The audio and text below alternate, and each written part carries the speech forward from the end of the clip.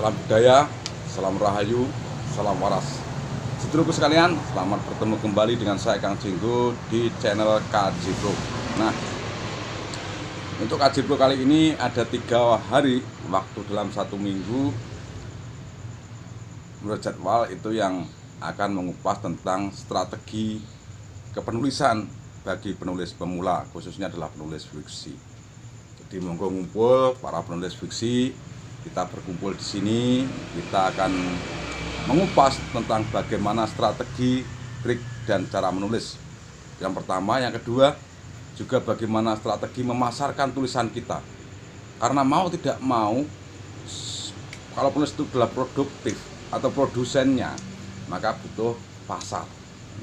Nah, bagaimana nanti langkahnya dan bagaimana strateginya, ikuti terus di channel YouTube KJ Pro. Dan jangan lupa, bagi panjenengan yang baru menemukan channel KJ Pro, silahkan tekan tombol subscribe, menekan tombol like, dan juga memberi komenku. Bagaimana langkah menulis cerpen?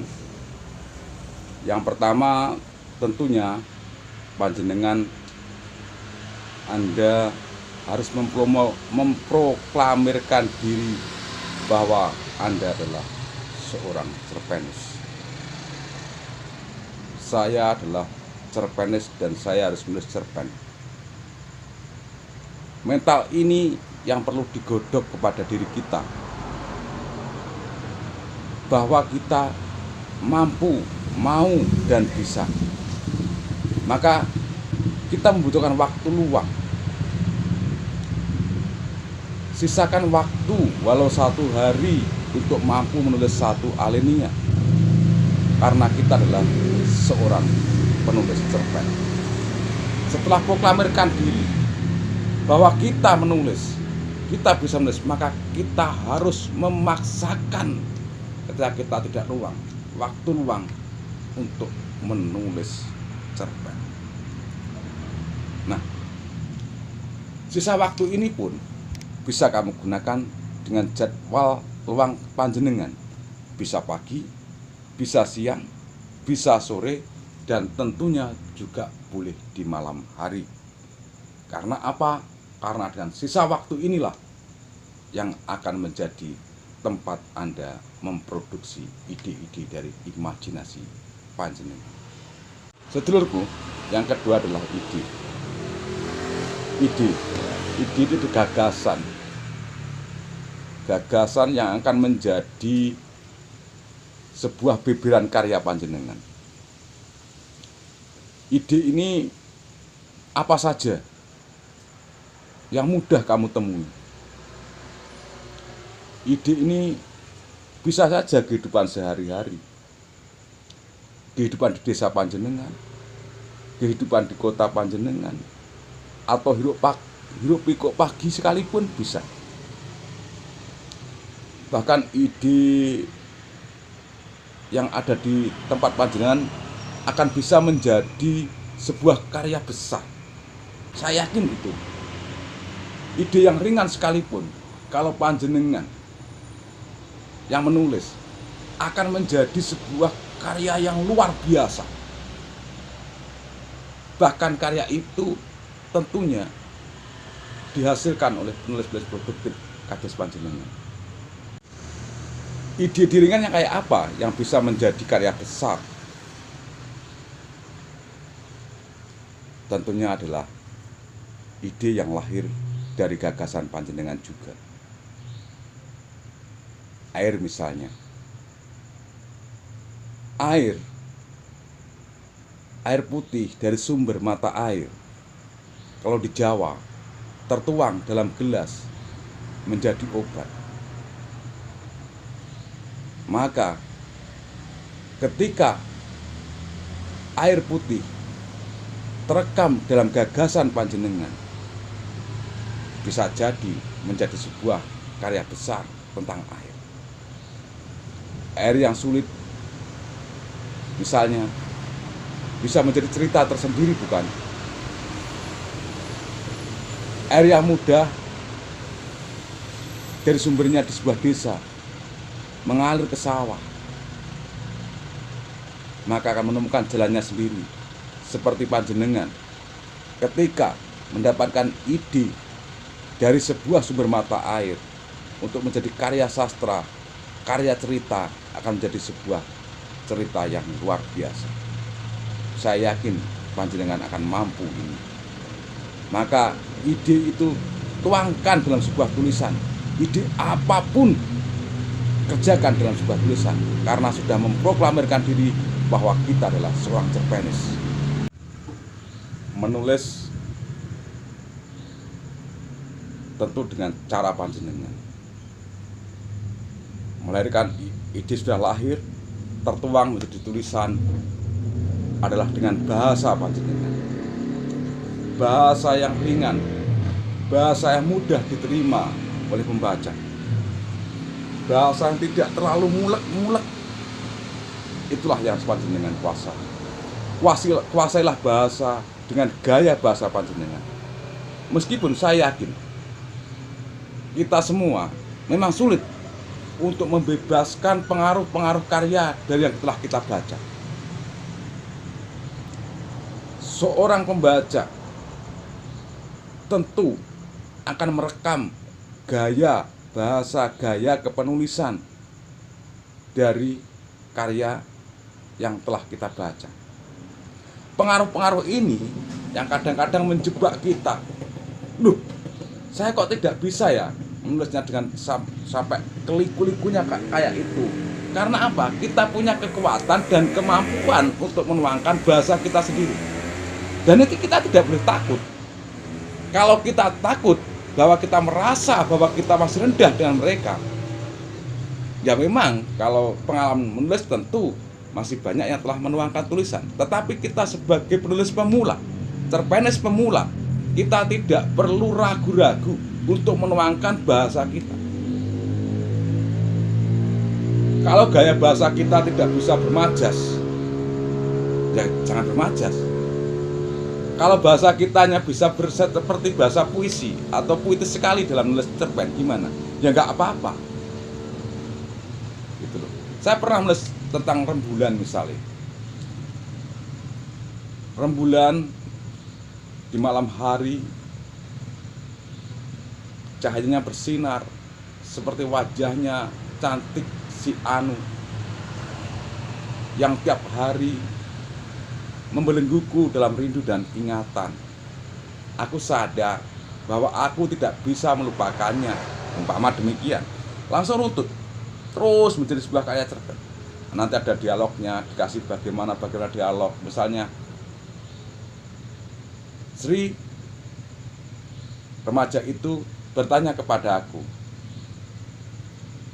Kang, apa arti rembulan menurut Kakang?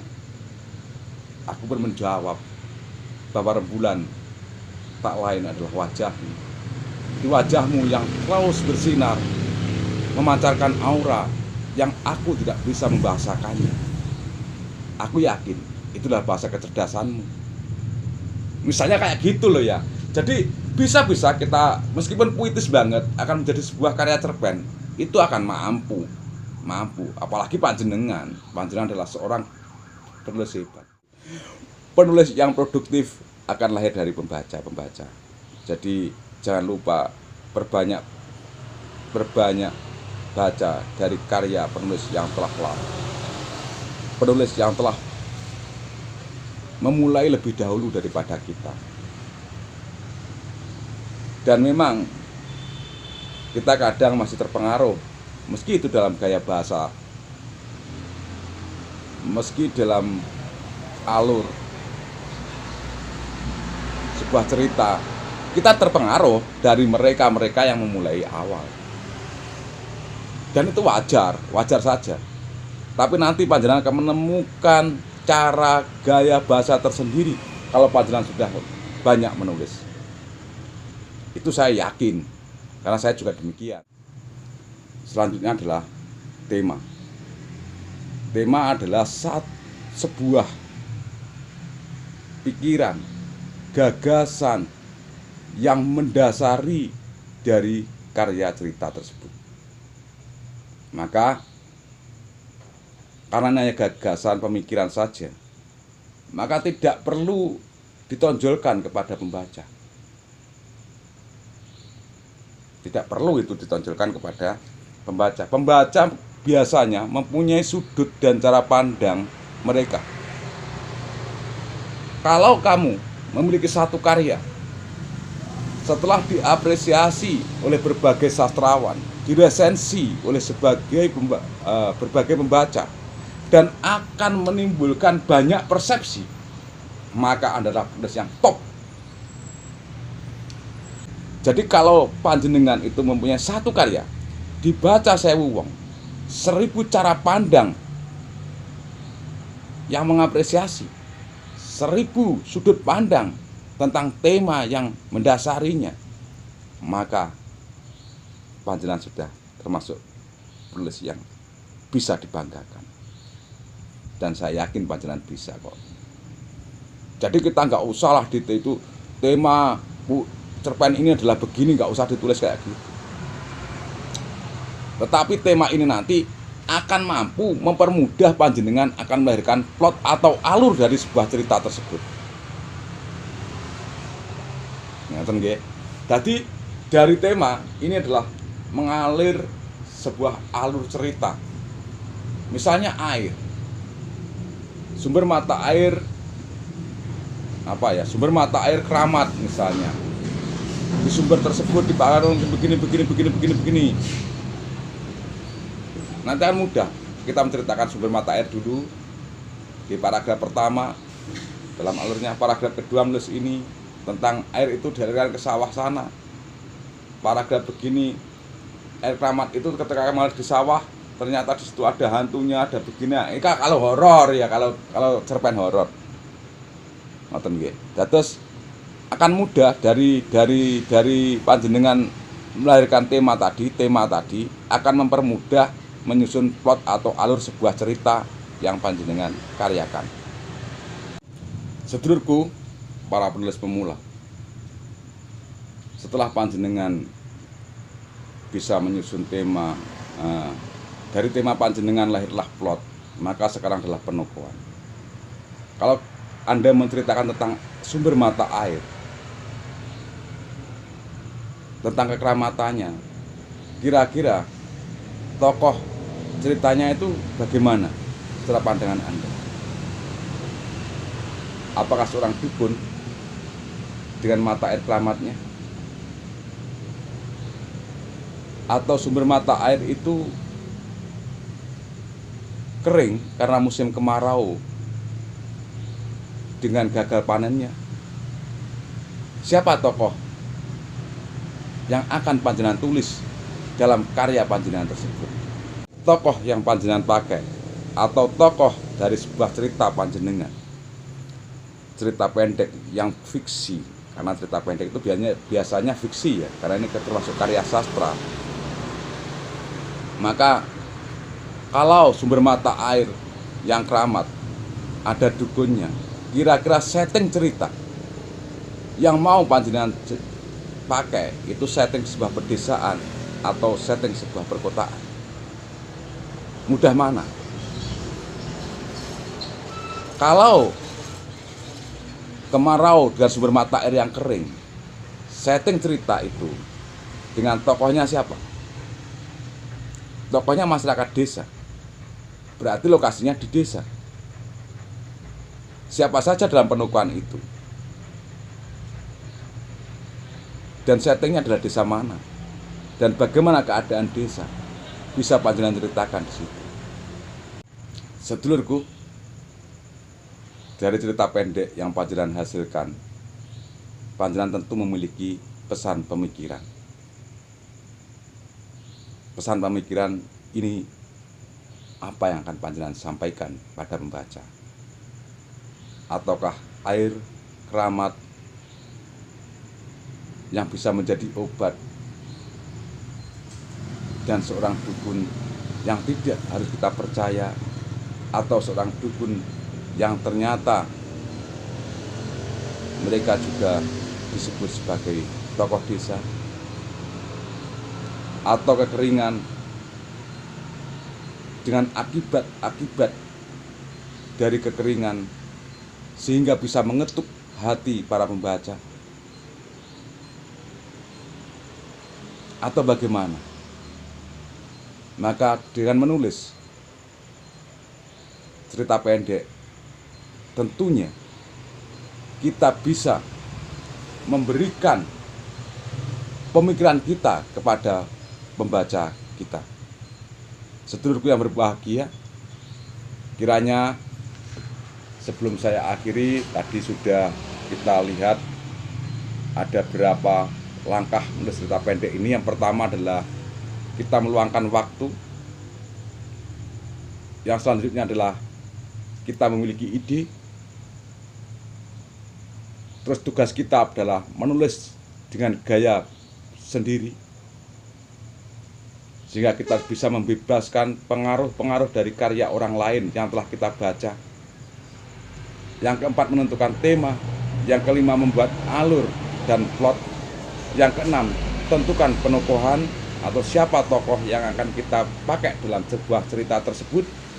Yang selanjutnya adalah menentukan latar atau alur dari sebuah cerita atau plotting atau setting cerita, tempat kejadian cerita.